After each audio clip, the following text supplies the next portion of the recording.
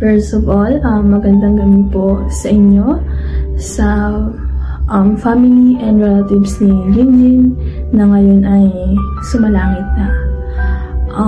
Itong video po na ito ay hindi gaano kataas, pero gusto ko lang po sanang pasalamatan yung mga taong nandyan para sumuporta at dumamay sa family po nila Papa na ngayon ay naluluksa dahil nga po sa pagkawala po ng kapatid namin na si Joanna Jane.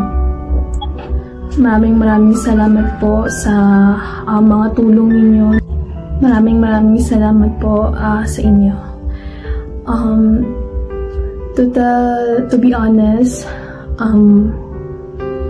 I want to share lang this short background of us.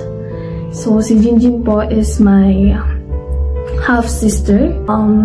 Wala po kami masyadong mga bonds ni Jinjin kasi nga we're here sa Mindanao and sila po before is nasa Manila. And growing up, hindi ko po talaga namin ng kapatid ko din dito nasaksihan kung paano siya nag-grow as a daughter, as an individual. So, hindi ko po talaga gaanong kilala siya, pero based sa mga stories and mga kwento-kwentuhan namin ni Papa before na yun nga, mabait siyang bata, especially sa mga nakita namin through online na din siya sa worshiping kay God, which is napahanga din ako sa kanya kasi hindi lang siya intellectual and hindi lang siya magaling intellectually but spiritually din. And as sa ate, hindi ko man siya nakitang or nakasabay lumaki.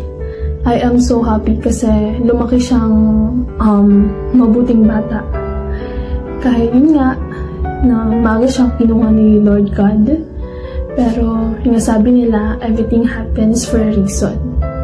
Masakit man isipin na ngayon na ginaganap natin yung ganitong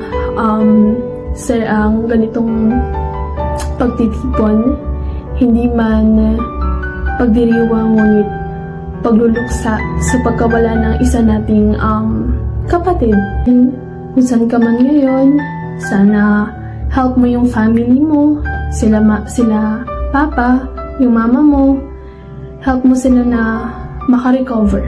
Sana, kung saan ka man ngayon, sana masaya ka na together with our grandparents, sila Lola, sila Tito Ayan. May your soul rest in peace, my little sister, Joanna Jane, and help your family na malagpasan ang pagsubok. Yun lamang po at magandang gabi po sa inyong lahat.